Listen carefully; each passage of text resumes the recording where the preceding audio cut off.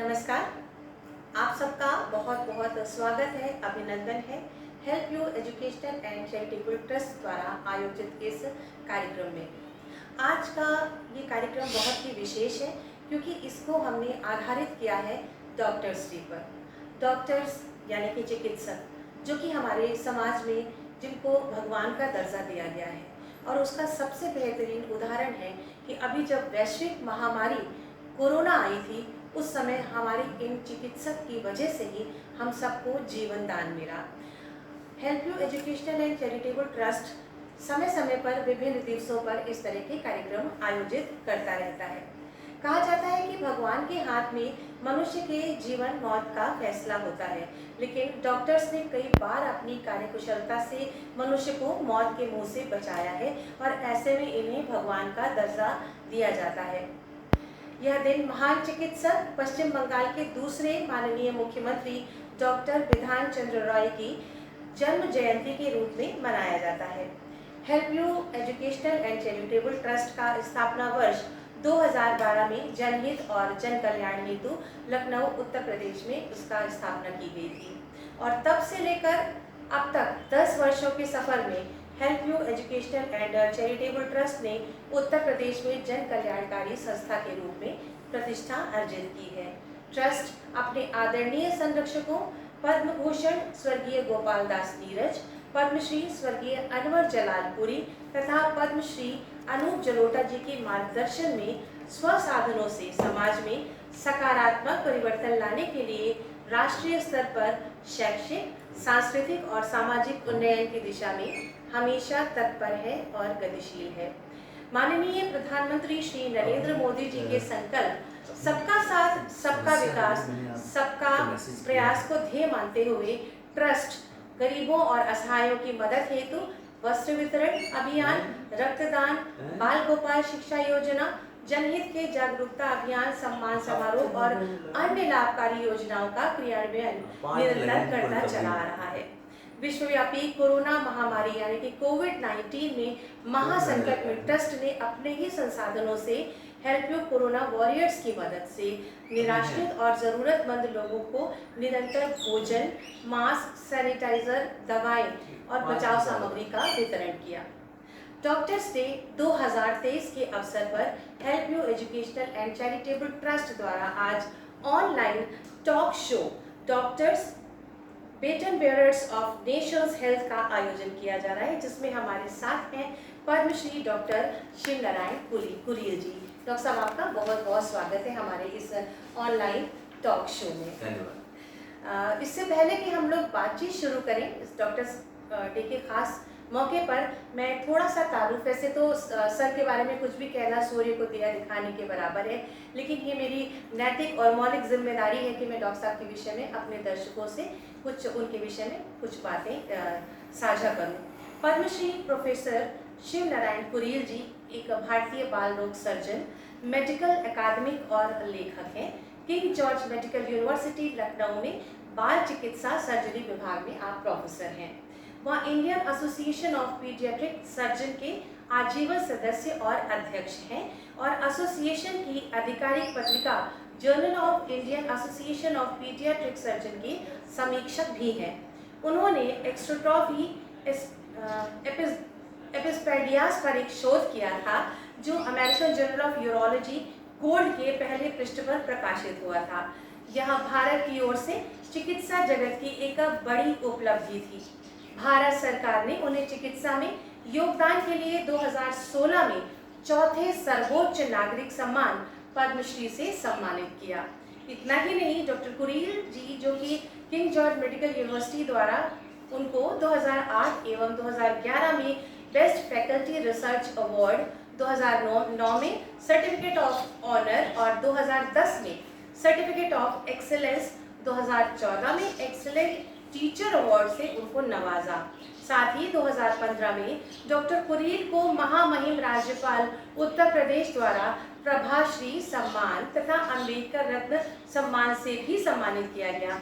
चिकित्सा के क्षेत्र में अतुलनीय योगदान हेतु डॉक्टर साहब को माननीय मुख्यमंत्री उत्तर प्रदेश द्वारा प्रशस्ति पत्र प्रदान कर सम्मानित किया गया।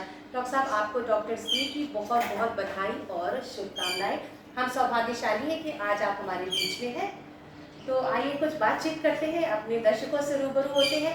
सबसे पहले तो हम बात करेंगे कि कौन से ऐसे गुण और कौशल हैं जो डॉक्टर्स को देश के स्वास्थ्य का संरक्षक बनाते हैं। डॉक्टर साहब देखिए, स्वास्थ्य का जो वर्ल्ड हेल्थ ऑर्गेनाइजेशन है उसकी परिभाषा के अनुसार स्वास्थ्य का मतलब ये है कि प्रत्येक नागरिक को फिजिकल वेलबींग, मेंटल वेलबींग और स्पिरिचुअल वेलबींग होने का तात्पर्य है। तब ये, और जब प्रत्येक नागरिक स्वस्थ होगा तो देश स्वस्थ होगा, और जब देश स्वस्थ होगा तो देश।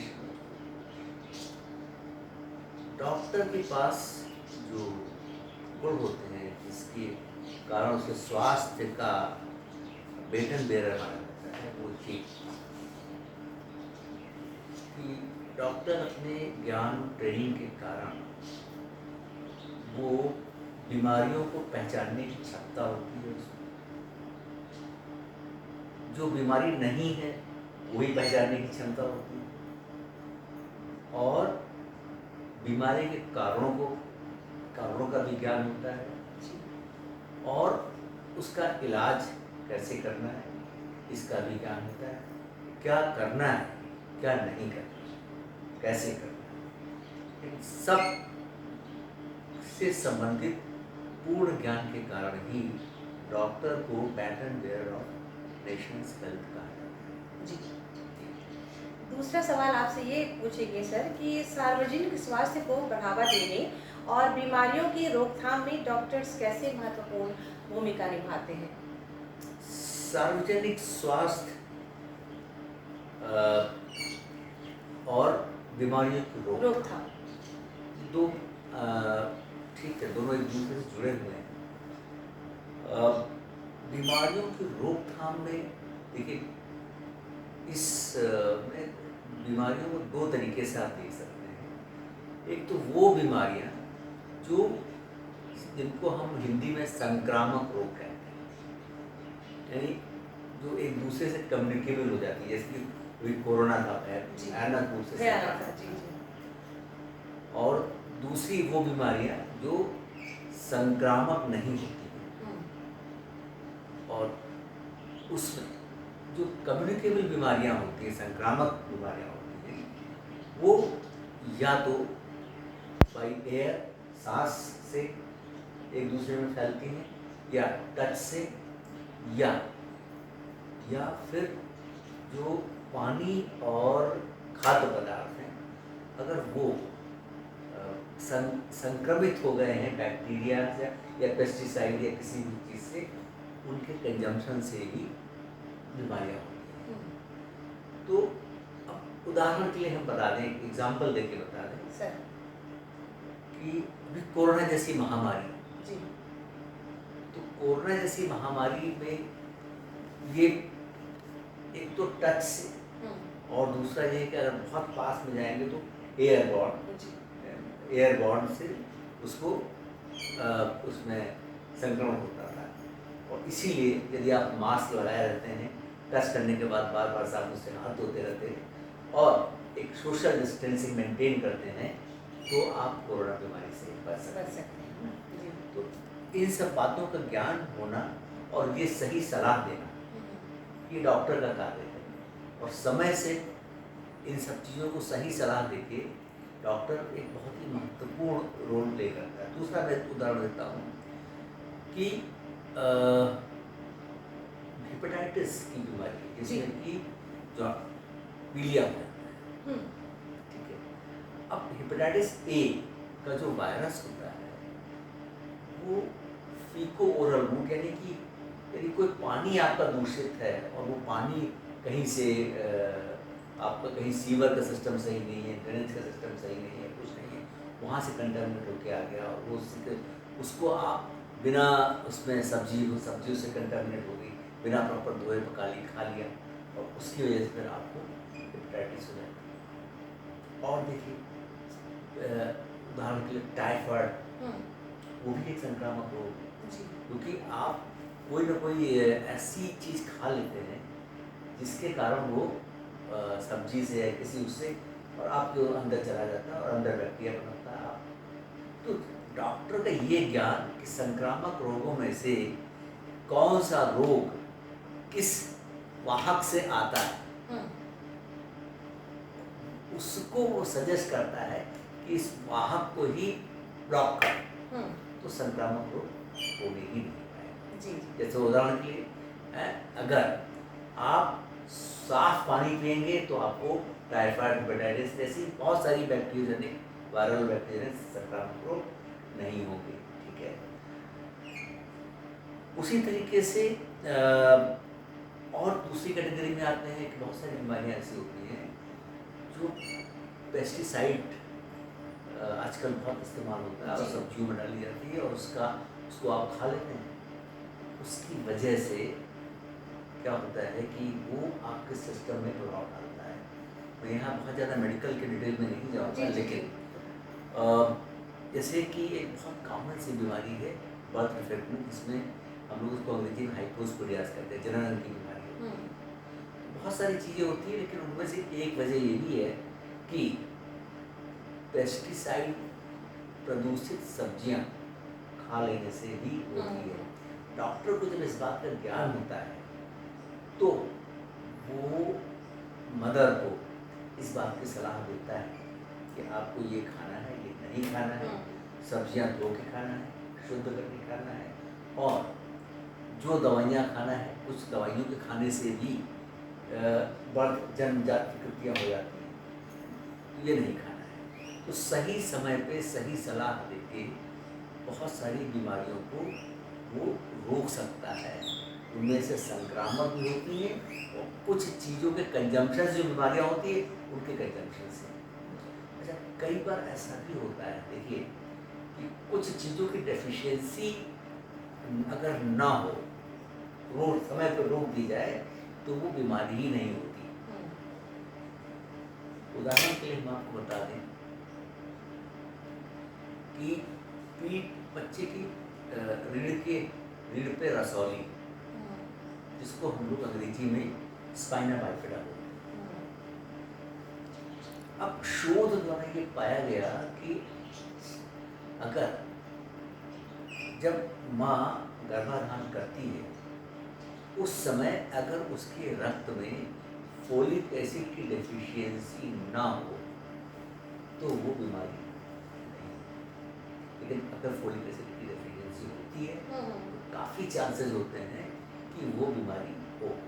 इसलिए डॉक्टर सलाह देता है कि गर्भाधान से 6 महीने पहले से फोलिक एसिड खाना शुरू कर दे और अगले 6 महीने तक खाती है तो वो बीमारी ग्रसित बच्चा ही नहीं होगा। इन सब इतने सारे ज्ञान को पब्लिक में सही जगह पे बांट के उनको सजग करके के बीमारी को रोकने का कार्य करता है। एक बहुत दूसरा उदाहरण मैं देता हूँ आपको कि एक जमाना था पूर्वोत्तर यूपी, गोरखपुर में से बहुत सारे मरीज आते थे और वो थायराइड घेघा लेके आते थे। और डॉक्टरों ने शोध करके ये पाया कि अगर शरीर में आयोडीन की कमी ना हो तो ये नहीं होता। और उसके बाद उन्होंने जो नमक बनाने वाली कंपनियां हैं उनको ये सलाह दी कि आप आयोडाइज साल्ट मार्केट में लाइए, तो जब आप रोज़ का नमक खाएंगे उसके साथ आयोडीन भी चला जाएगा तो आपको बीमारी ही नहीं होगी। और ऐसे बहुत सारे उदाहरण हैं जिसमें अच्छा दूसरा ये भी है कि डॉक्टरों को ये भी पता है कि जैसे कि गर्भधारण हो चुका है, शुरुआत के जो 4 हफ्ते होते हैं बहुत ही महत्वपूर्ण होते हैं। उसी समय आर्गन बन रहा होता है, सारा बच्चा बन रहा होता है। उस समय अगर माँ को किसी भी तरीके की इंसल्ट हो जाती है, जैसे कि कोई दवाई जो नहीं खानी चाहिए वो माँ ने खा ली। जैसे कि कोई खाद्य पदार्थ जो नहीं खाना चाहिए, उदाहरण बताता हूँ, जैसे डिब्बा बंद मीट, उसकी लाइनिंग में आयोडीन होती है, उसकी लाइनिंग में कोलेस्ट्रॉल, स्ट्रोजन, स्ट्रोजन वो खा लिया, या या माँ किसी ऐसे उसके संपर्क में आ गई जिसको येलो फीवर है, तो उसको हो गया, या किसी वायरल फीवर की चपेट में आ गई। तो ऐसे में बच्चे को जो बन रहा होता है वो पूरी तरह से स्वस्थ बच्चा बनेगा ही नहीं, इफेक्टिव बच्चा पैदा होगा। बहुत सारी बीमारियां हो जाती है उसमें, इसमें कि दिल में छेद होने से लेके और बहुत सारी पूरी लिस्ट है।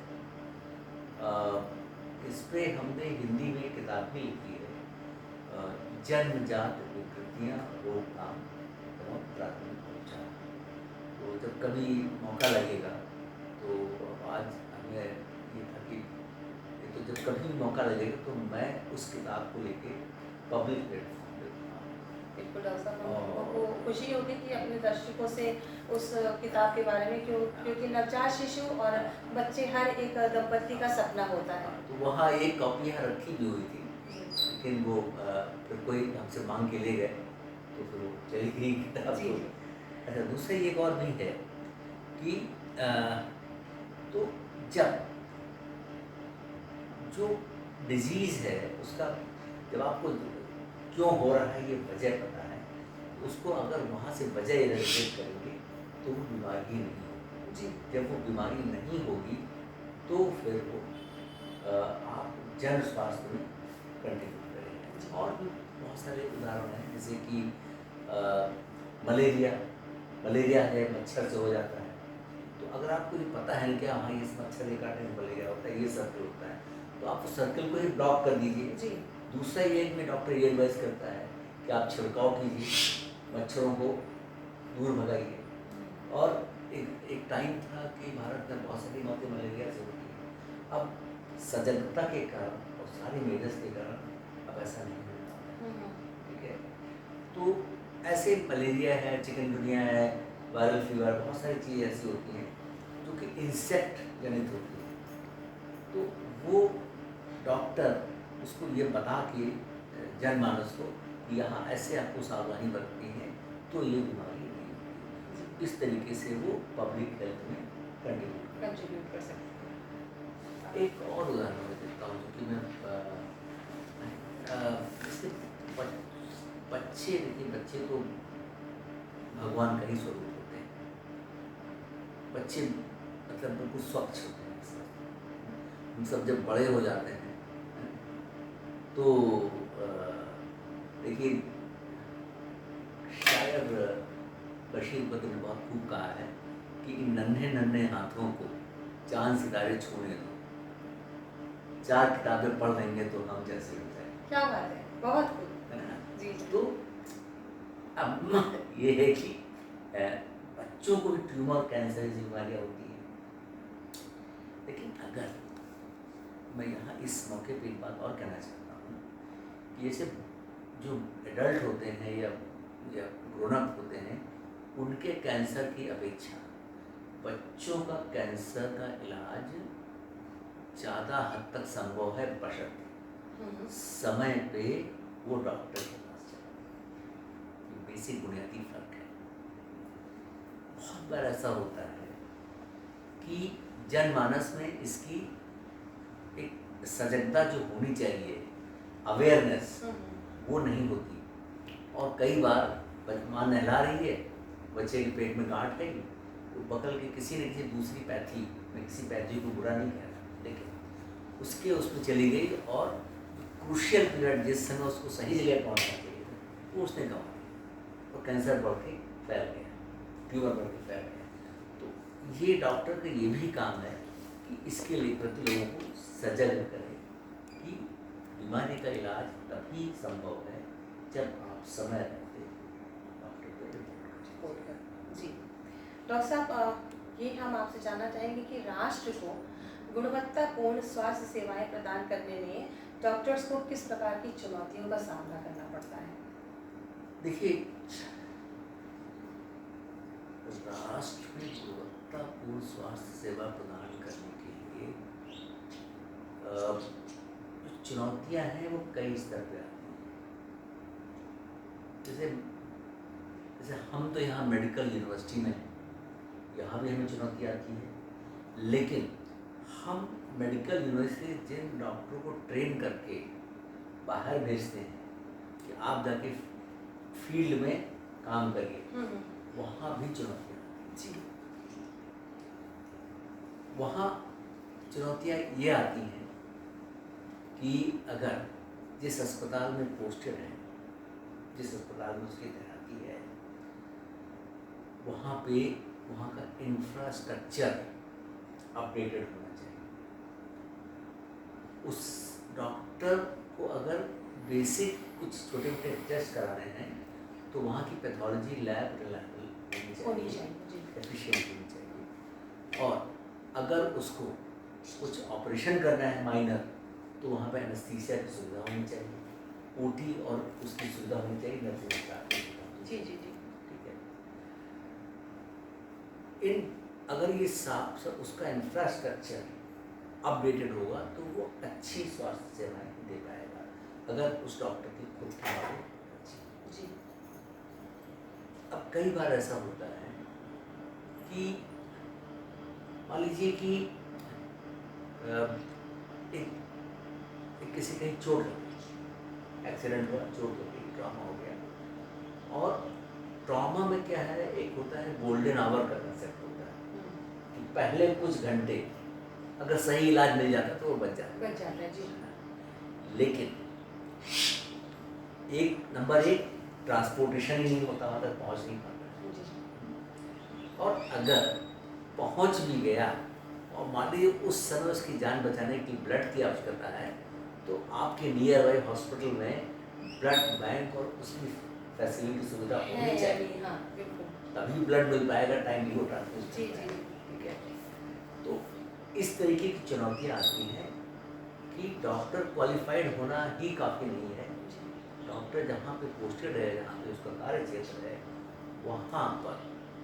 वहाँ पर सारी इंफ्रास्ट्रक्चर, सपोर्ट सुविधाएं, lab, paramedical staff, nursing staff, और अस्पताल में तो लगातार बिजली की सप्लाई होनी चाहिए, बिजली पानी लगातार। जी। इसके साथ साथ वो जिस क्षेत्र को कवर करता है, वहाँ के नागरिकों को ये बेसिक बुनियादी हेल्थ एजुकेशन होना चाहिए कि अगर हमको ये लक्षण है तो हमें पास जाना है। हमको कई बार ऐसे लोगों से भी मिला कि माँ आती है अपने बच्चे को लेके, तो मैंने पूछा कि टीका लगवाया बच्चे को, क्योंकि देखिए बीमारी से रोकथाम में टीके की बहुत बड़ी भूमिका है। जी। है ना। किसी को एक टाइम था कि चेचक से लोग मर जाते थे और इतनी महामारी तक आती थी, और जबकि अब तो पोलियो को आपने हटा ही दिया है, बिल्कुल खत्म हो रहा है। तो इम्यूनाइजेशन का एक बहुत बड़ा रोल है, और टीका जो डेवलप हुआ है वो सतत अनुसंधान से ही बना है। टीका अपने आप नहीं आ गया है, उसके लिए भी डॉक्टरों ने अपनी जान की बाजी लगाई है उसको डेवलप करने में। और उस टीके की जब प्रतिरोधक क्षमता का इस्तेमाल मास पॉपुलेशन में किया जाता है, तो उसमें आपको रोगों को रोकने में रोकथाम मिलती है। तो मैं वहाँ बात कर रहा था कि माएँ आती हैं, उसे बच्चे को लेकर टीका लगवाया, साहब अस्पताल नहीं जा पाए। क्यों नहीं जा पाए? क्योंकि खेत में मजदूरी करने जाना था, फुर्सत नहीं। दूसरा, पिता कि अस्पताल क्यों नहीं जा पाए टीका लगवाने के लिए, तो कहता है साहब अस्पताल नहीं जा पाए क्योंकि दिहाड़ी करते हैं, नहीं जाएंगे तो दिहाड़ी खत्म हो जाएगी, ये खत्म हो जाएगी। इस तरीके की चीज़ें। हाँ। जबकि ये भूल जाता है कि अगर टीका लगवाने चले जाएंगे, बीमारी रुक जाएगी ना, तो उसकी कितनी दिहाड़ी के बराबर का वो हो जाए जी। डिजीज, वो हो जाएगा, रोग की रोकथाम हो जाएगी। इस बात का उनको अवेयरनेस अभी नहीं होगा। जी। अब तो खैर पहले से इन सालों में काफ़ी मैंने परिवर्तन देखा है। सभी एक तो अब होम की बजाय हॉस्पिटल डिलीवरी सब लोग कराते हैं।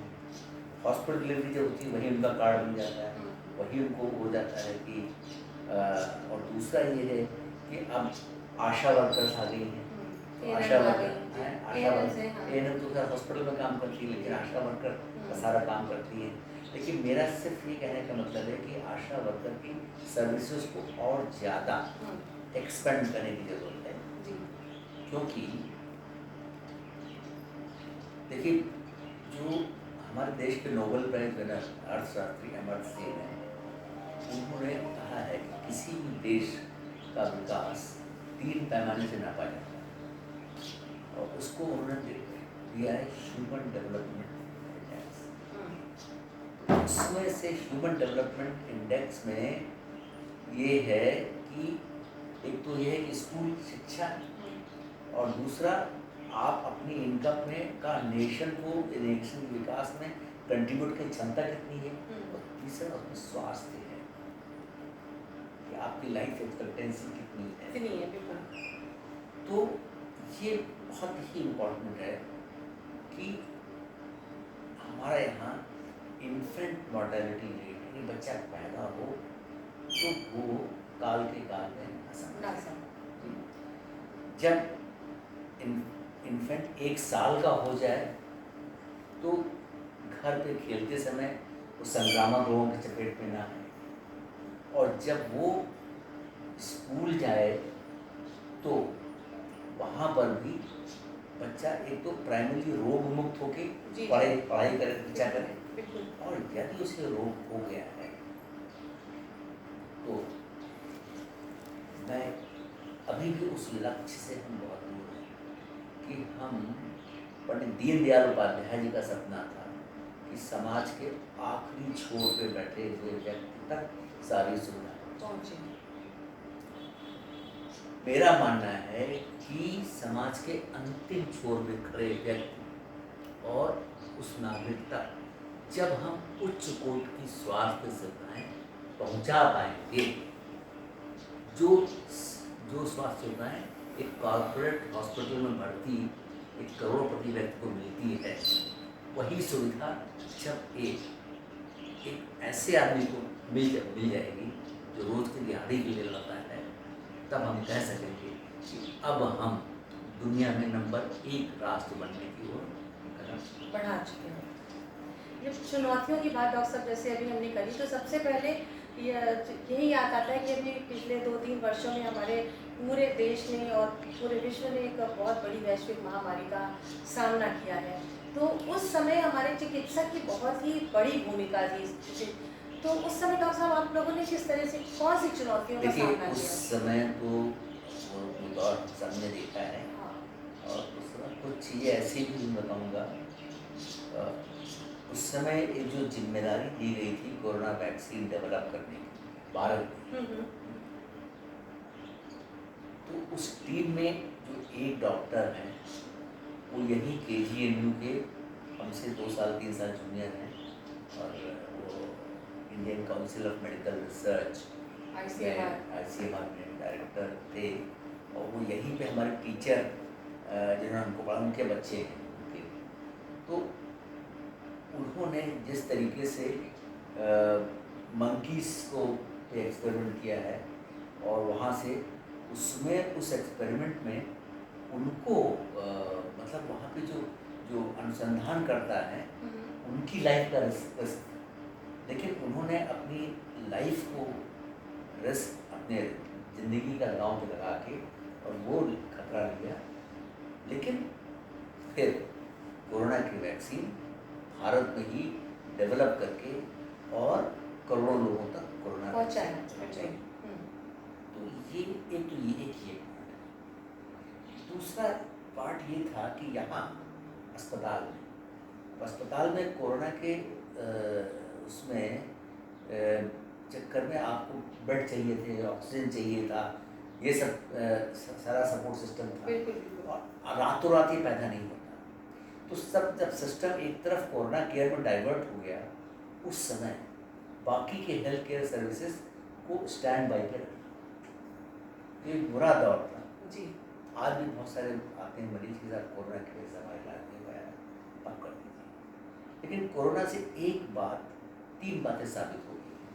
नंबर 1 कि अनुसंधान में भारत, हमारा देश सक्षम है और उसको बिना किसी बाहर के सपोर्ट के उसने कोरोना वैक्सीन डेवलप करके दिखा दिया। नंबर 1। नंबर 2 कि हम आंतरिक प्रबंध से कोरोना को रोकने में सफल हुए और हमने कंट्रोल करके दिखा दिया जी। और तीसरा ये कि हम अब दुनिया के सामने ये प्रस्तुत कर सकते हैं। इससे ये भी समझ में आया समाज में कि डॉक्टरों की क्या अहमियत है। लोग भूलने लगे थे, भौतिकतावादी में लिप्त होकर लोग भूलने लगे थे कि डॉक्टरों की क्या अहमियत है। लेकिन कोरोना की सब वजह से उनको ये समझ में आ गया कि नहीं, डॉक्टर तो सचमुच में जीवन। यहाँ पर मैं जब चुनौती की बात कर रही हूँ डॉक्टर साहब, जैसे कि न्यूज़ चैनल्स लगातार कुछ ना कुछ खबरें दे रहे थे और हर न्यूज़ चैनल पे हर मिनट की हर की खबरें, घंटे की खबरें थी। कोविड में ये हुआ, चिकित्सकों को पीटा गया, उनके ऊपर थूका गया। इन बातों में कितनी सच्चाई है? क्या ऐसा कुछ घटित हुआ हमारे देश में या हमारे प्रदेश में? देखिए, मैं ये मुझे नहीं मालूम है जी। लेकिन ऐसा ऐसा मतलब मुझे लगता है कि इनिशियल स्टेज में लोग पैनिक हुए। ऐसा होता है भी है। जी हम कोरोना के अलावा भी वैसे करते हैं जी जी। कि अगर मान लीजिए कि कोई किसी का मरीज है और वो अस्पताल के पहुंचता है और डॉक्टर अपनी पूरी ताकत लगा के उसका इलाज करता है।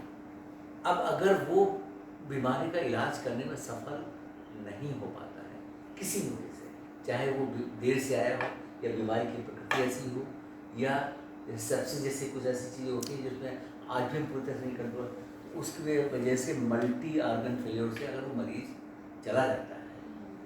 दूसरा ये कि अगर वो मरीज जो कि नहीं रहा है दुनिया में, उसके प्रति घर वालों का एक बहुत ही ज़्यादा भावनात्मक लगाव होता है, तो उस भावना में आके वो कुछ ऐसा काम कर बैठते हैं जो उन्हें नहीं करना चाहिए। जी। तो कई चीज़ जैसे कि वहाँ पे अस्पतालों में शीशे की तोड़ फोड़, उपकरण की तोड़ फोड़ और पैरामेडिकल कर्मचारियों, नर्सों और डॉक्टरों पे प्रहार करना, तो ये एक आवेश में किया गया कार्य है। लेकिन ये पूरी तरह रोका जा सकता है बशर्ते कि प्रॉपर कम्युनिकेशन, अगर डॉक्टर और अटेंडेंट के बीच में कम्युनिकेशन की क्वालिटी मेंटेन रहे तो ये पूरी तरह से रोका जा सकता है। काफ़ी हद तक रोका जा सकता है क्योंकि पता ही नहीं होता है कि अंदर क्या हो रहा है क्या नहीं हो रहा है। तो ये अच्छा, दूसरा एक और भी लिमिटेशन है कि प्रेशर बहुत होता है मरीजों का, डॉक्टरों की संख्या कम। जी। आदर्श मानकों के हिसाब से 4 बेड पे 1 नर्स होनी चाहिए, 6 घंटे की ड्यूटी होनी चाहिए, लेकिन ये मानक कहीं भी उपलब्ध नहीं। पॉपुलेशन बहुत बड़ी है लेकिन डॉक्टर टू पेशेंट रेशियो यहाँ पे रिक्वायर्ड से कम। इसको हमें बढ़ाने की ज़रूरत है। सरकार ने कोशिश तो की है कि सारे जिला अस्पतालों को मेडिकल कॉलेज में कन्वर्ट कर दिया है और अब सारे जिला अस्पताल MBBS के लिए भी है। लेकिन हमको यहाँ पे क्वालिटी कैसे मेंटेन होगी, अभी इस पे काम होना।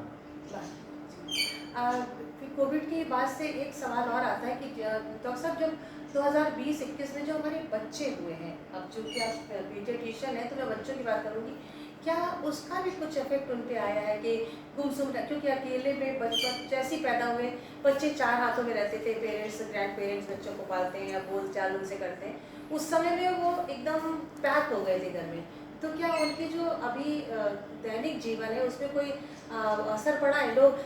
कुछ लोगों को मैंने ऐसा सुना उदाहरण कि बच्चा बोल नहीं रहा है, 3 साल का हो गया है फिर भी, तो कोई कहा गया कि चूँकि उसको आइसोलेट कर दिया गया, वो घर में पेरेंट्स के साथ बंद हो गया, स्कूल नहीं जा पाया, तो क्या इसका भी कुछ ये ड्रॉबैक हुआ ऐसा है? है कि अ, मैं ये नहीं कहूँगा कि बच्चा इस वजह नहीं बोल पाया, जी, जी। क्योंकि अगर बच्चा मान लीजिए घर में भी रहता है तो घर में उसके साथ उसके पेरेंट्स रहते हैं। हुँ, और जब कोरोना में बहुत बार हो गया, जब बाहर निकलना बंद हो गया बंद हो गया तो था। बहुत सारे लोग वर्क फ्रॉम होम करना जी, सीख जी, लिया। जी, जी। तो जब वर्क फ्रॉम होम करते थे तो उसमें घर में बच्चे से इंटरेक्ट ज़्यादा नहीं मिल रहा हुँ, होता। तो मैं इस बात से सहमत नहीं हूँ कि कोरोना की वजह से ये ऐसा आया हुआ, है, जी, ऐसा हुआ जी। है। ये एक चांस का हो सकता है, लेकिन हाँ, कोरोना की वजह से स्कूल बहुत दिनों तक बंद रहा, सेशन पीछे हो गए, ये सब पर फर्क आया है। जी, जी, जी। लेकिन बाकी तो ये है कि उसके बाद इन बच्चों ने नए नए तरीके ये work from home, zoom platform पे काम करना, ये सब सीखा है। तो एक्सपर्ट हो गए कोरोना सर, जी। कोरोना ये सब हमको सिखाया है। हाँ, बिल्कुल, एक एक्सपर्ट हो गए। तरफ उसने कुछ लिमिटेशंस लाए हैं, तो जी, हम जी। दूसरी तरफ कुछ चीज़ों में एक्सपर्ट हो गए हैं। जी, जी। डॉक्टर साहब एक बात और ये जानना चाहूँगी कि अब आपकी व्यक्तिगत जीवन पे हम आते हैं, चूँकि डॉक्टर्स डे का दिन है और डॉक्टर्स बहुत लोगों के लिए प्रेरणा होते हैं और आप तो वैसे भी हम लोगों के हमारे शहर का गौरव है, आपको पद्मश्री मिला है। तो क्या आपने बचपन से ही अपना दिमाग इस तरह का बना लिया था कि आपको चिकित्सक ही बनना है? हम तो आपकी वो थोड़ी यात्रा हम उसको संक्षिप्त में जो है चाहेंगे कि आप साझा करें। अ, देखिए, हम लोगों को जैसे कि पीडियाट्रिशियंस हम जब पढ़ाते हैं डॉक्टरों को, तो एक बहुत बड़ा मुहावरा है, बहुत फेमस है, 1 year to walk and 2 year to talk. 1 साल में बच्चा चलना सीखता है और 2 साल के बाद सीखता है। मुझे जहाँ तक याद है कि मैं उस समय बात भी करना नहीं सीख पाया, हुँ, हुँ। और उस समय हमारी माँ का यहाँ ऑपरेशन हुआ था, यहाँ मेडिकल कॉलेज में पेट का ऑपरेशन हुआ था, और टाँके काटने के बाद उनको छुट्टी दे दी गई थी, लेकिन उसमें पूरा टाँका भर गया था, एक नीचे घाव थोड़ा रह गया था, छेद सा दिखाई था।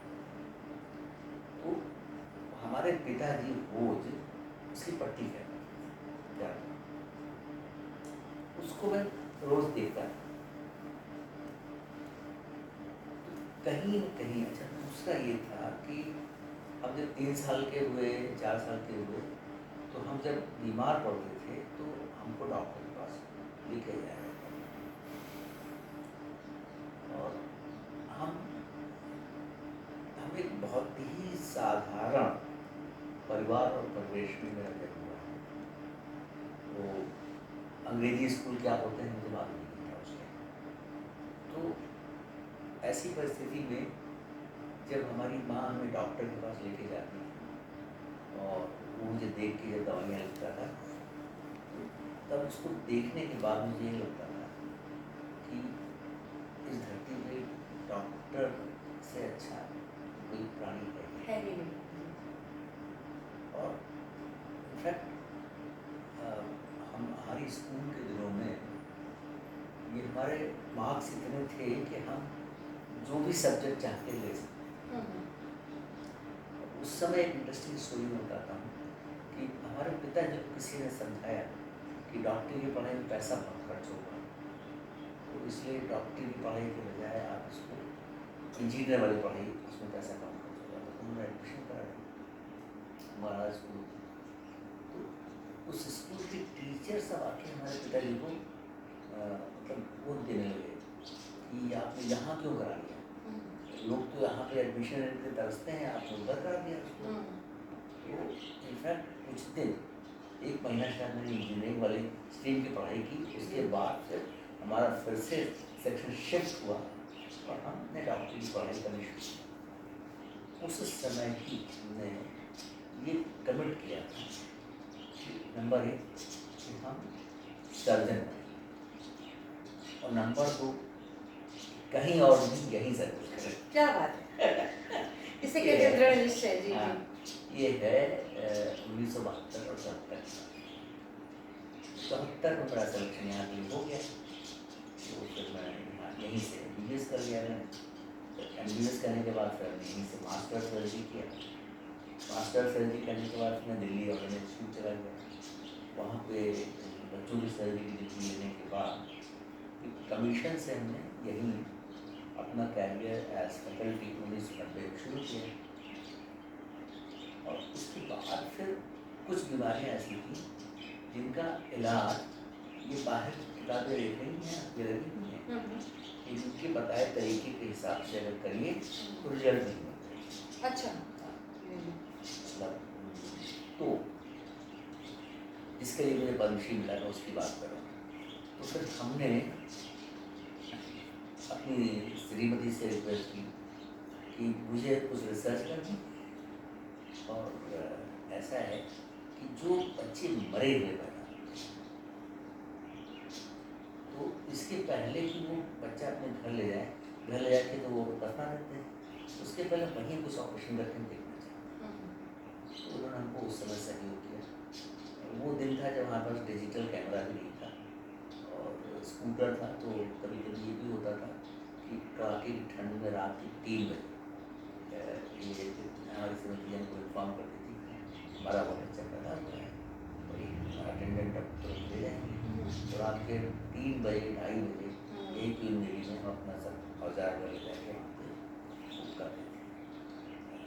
करने के बाद तो ऊपर से सिलटियाँ हमको बचा, उससे उससे फिर हमको ये लगा कि हम यहाँ इसको हम ऐसे करें तो हमको समझना मिल जाएगा। और उसके बाद ये सब करने के बाद ये था कि 2007 में जब हम अपना पेपर लेके हम इंटरनेशनल कॉन्फ्रेंस पेरिस में गए, वहाँ पे पेपर देने रखे और हम चले आए, और वहाँ पे स्विट्जरलैंड घूम के और चले आए।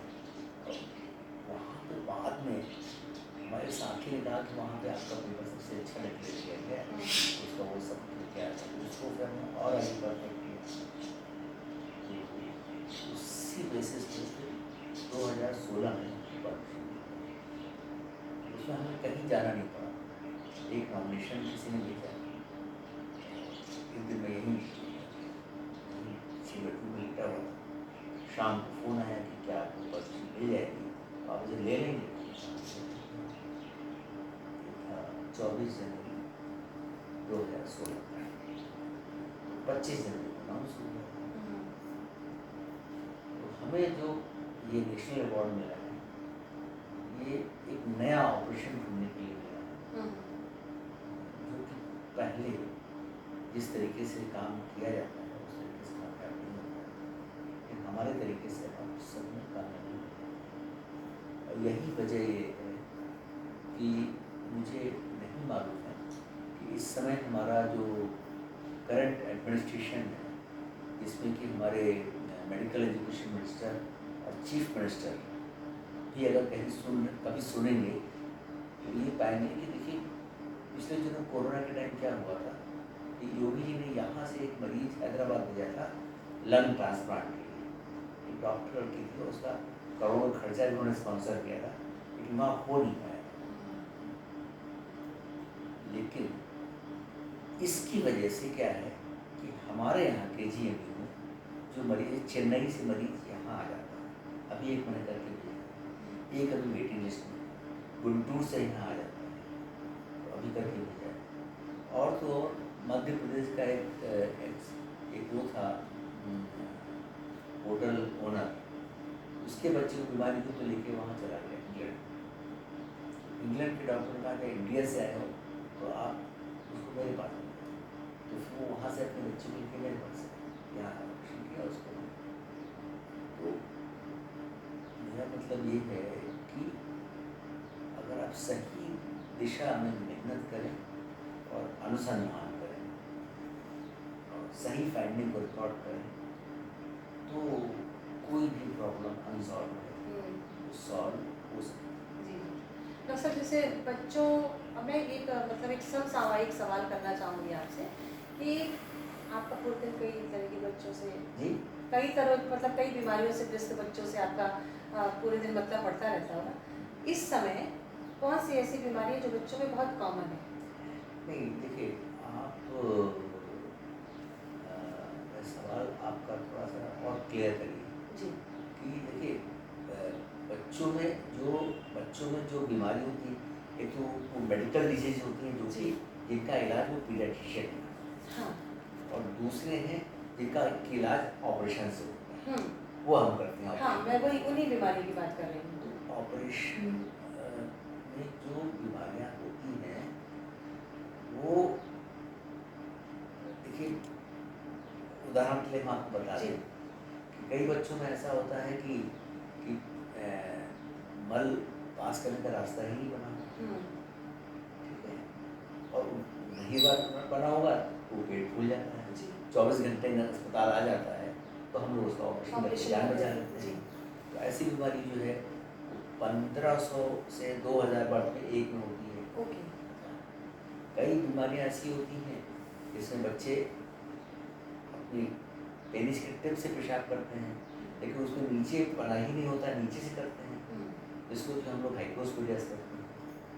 तो उसका देखिए कि पहले ये था कि 500 बर्थ में से एक होती थी, और ये जब से पेस्टिसाइड उसका चलन हो गया तो अब ये 250 बर्थ में से एक में होती है, अच्छा मतलब बढ़ गई इस तरह जी से। जी जी तो अलग अलग बीमारियों का इंसिडेंस अलग अलग। ओके तो इसका रीज़न एक आप ये अंतर्राष्ट्रीय संस्था है मार्च ऑफ टाइम्स, जी उसमें सब डाटा लिखा हुआ है ओके कि क्या है। तो उसमें ये है कि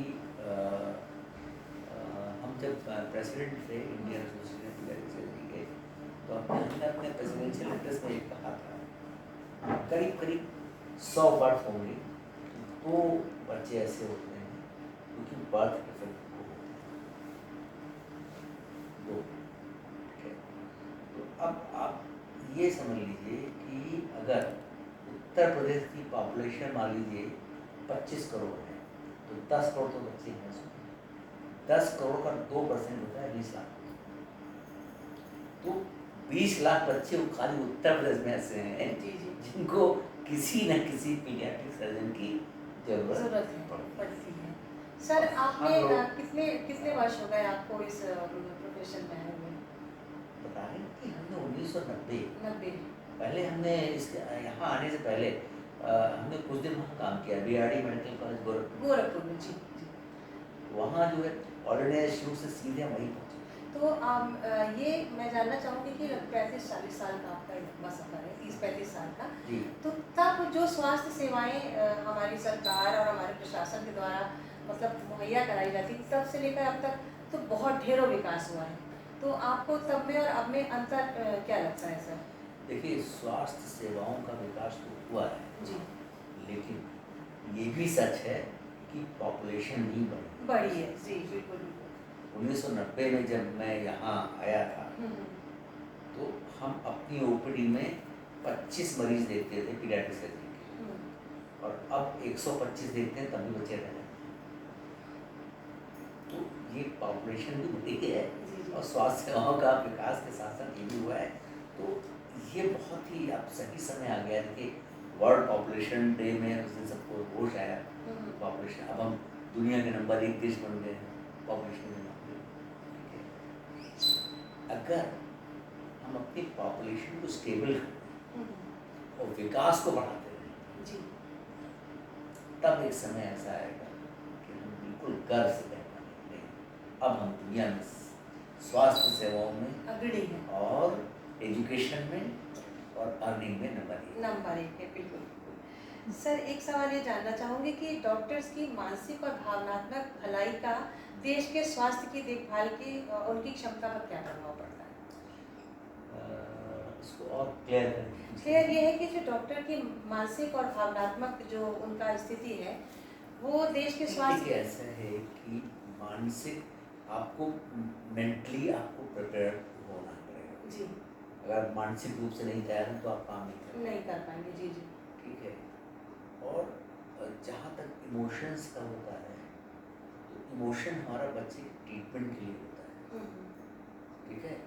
लेकिन लेकिन उस समय जब हम लोग बच्चे का ऑपरेशन कर रहे होते हैं, जब हम बच्चे के बेहोश हुए बच्चे पे हम जब नाइफ चला के उसको काटते हैं, तो कई बार जो बिगिनर वाला मेडिकल स्टूडेंट होता है वो ओटी में ही खड़े खड़े गिर जाता है बेहोश। लेकिन हम लोग अपनी भावनाएं बिल्कुल कंट्रोल रखते हैं कि हम इसके बेहतरी के लिए काम कर रहे हैं, क्योंकि उसमें अगर भावनाएं हमारी डोमिनेंट होगी तो हम सही काम नहीं कर पाए बिल्कुल। अब उस समय हमारी भावना सिर्फ एक ही चीज़ के प्रति होती है, ये काम अगर सही होगा तो ये बच्चा ठीक होगा। अच्छा, एक जो कि डॉक्टर्स डे का ये विशेषांक है हमारा, तो एक ये सवाल है, बीइंग अ चिकित्सक, बीइंग अ डॉक्टर, आप क्या फील करते हैं कि आप अपना जीवन पूरा हमेशा लोगों की भलाई में, चिकित्सा में और उसमें सेवा में निकाल देते हैं? आपको कभी ऐसा फील होता है कि आप राष्ट्र आपको क्या रिवॉर्ड बैक करता है, या आप क्या उम्मीद करते हैं कि हम किस तरह से आपको वो करें, मतलब आपको जो आपने हमें सेवा की हमारी की है जीवन में, हम जो है देखिए, हम जो भी मतलब सराहना और समर्थन जो कैसे? भी हम सेवा करते हैं जी इसलिए नहीं करते हैं कि हमको रिकग्निशन मिले। जी सर, वैसे एक मानव का कहीं ना कहीं रिकग्निशन उसका एक बाई प्रोडक्ट है, जी वो उसका बाई प्रोडक्ट है। जी जी जो हम बच्चे का इलाज करते हैं, लगे रहते हैं, इवन हम अवकाश में भी अवकाश न लेके करते रहते हैं, वो इसलिए नहीं कि कोई रिकग्निशन मिलेगा, वो इसलिए कि हमको वही करने में अच्छा लगे। जी जी जो चीज़ आपको करने में अच्छी लगे तो वो आप करते रहिए यार। अब आपके सही कार्य को अगर स्टेट रिकग्नाइज करती है तो सही कार्य हमारे अलावा दूसरों को भी प्रोत्साहन मिलता है। मिलता है बिल्कुल। ठीक है, अगर स्टेट नहीं रिकग्नाइज करेगी तो फिर वो प्रोत्साहन वाला नहीं है। अच्छा, अभी हमारे सिस्टम में क्या क्या ऐसी कमियां हैं जिससे कि हम और स्वास्थ्य सेवाएं हम और डेवलप कर सकें? आपको आपके विचार में ऐसा क्या लगता है? मेरे हिसाब से ये है कि मेडिकल एजुकेशन में जो अच्छे मेडिकल टीचर हैं उनको और अधिक सुविधा और अधिक सम्मान और अधिक प्रोत्साहन देने की आवश्यकता है। जब मेडिकल टीचर को आप प्रोत्साहित करें तो वो अच्छे डॉक्टर भी बनाएंगे, फ्यूचर के लिए अच्छे टीचर। जब और डॉक्टर्स डे वैसे तो हर दिन डॉक्टर का ही दिन है। ये बताइए सर, जो आपका प्रोफेशन है इससे आपकी जो व्यक्तिगत जीवन है वो कितना प्रभावित होता है? क्योंकि अभी कभी भी आपको, चूँकि आपने इस तरह की ये इस सेवा में अपने आप को समर्पित किया है, तो आपको ये लगता है कि हम हमेशा अवेलेबल रहे पेशेंट के लिए, तो उसे निश्चित तौर से उसमें कहीं कहीं ये होता है, जैसे हमारी दो बेटियां हैं, एक बेटा है, तो उनको तब जो टाइम देना चाहिए कहीं कहीं वो कंप्रोमाइज करना पड़ता है। जी तो उसमें थोड़ा सा ऐसा है। देखिए हम आज हम यहाँ पे हैं तो शुरुआती दौर में हमारे पिताजी ने, हम जब क्लास 3 में थे तब उन्होंने मुझे पढ़ाया, उसका बहुत फर्क पड़ा। अब आजकल क्या है कि ये टाइम ना देने की वजह से तुरंत ट्विटर पे कंटेंट हो गए, एक्चुअली जी ये फर्क पड़ जाता है। सर, ये डॉक्टर्स डे पे आप हमारे दर्शकों को क्या संदेश देना चाहेंगे? देखिए, डॉक्टर्स डे पे तो क्या, लेकिन हम दर्शक, चाहे डॉक्टर्स डे हो या कोई भी डे हो, हमारे दर्शक जो भारत के नागरिक हैं, आपके मार्फत मैं एक संदेश देना चाहता हूँ आपको कि आप सब भारत के नागरिक हैं और जो भारत का कॉन्स्टिट्यूशन है इसको फॉलो करना इन लेटर एंड स्पिरिट ये आपका कर्तव्य है। यही आपकी प्रगति का रास्ता है। कैसे? बहुत सीधा फार्मूला है कि भारत के संविधान में आपके फंडामेंटल राइट तो सिर्फ 4 हैं, लेकिन फंडामेंटल ड्यूटीज पूरी की पूरी 11 हैं।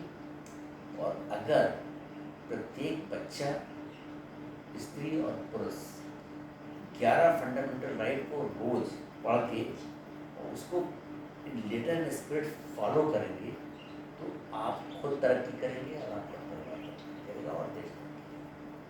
डॉक्टर साहब आप हमारे बीच में आए। Help you educational and charitable trust आपका तहे दिल से आभार व्यक्त करता है। और दर्शकों, हम फिर इसी तरह से आते रहेंगे आपके बीच में और किसी न किसी विशेष दिवस पर किसी न किसी विशेष व्यक्तित्व से आपकी मुलाकात कराएंगे। डॉक्टर कुलीन ने इतनी सारी बातें हमसे, महत्वपूर्ण बातें साझा की, निश्चित ही ये आपके जीवन में उपयोगी होगी। और हम इस प्लेटफॉर्म के माध्यम से डॉक्टर साहब का बहुत बहुत आभार व्यक्त करते हैं। चलते चलते यही संदेश देंगे कि स्वास्थ्य सबसे बड़ी पूंजी है। अगर हम स्वस्थ हैं तो हमारा परिवार स्वस्थ है, खुशहाल है। अगर हम स्वस्थ हैं तो अपनी ड्यूटीज़ पूरी तरह से फुलफिल कर सकते हैं।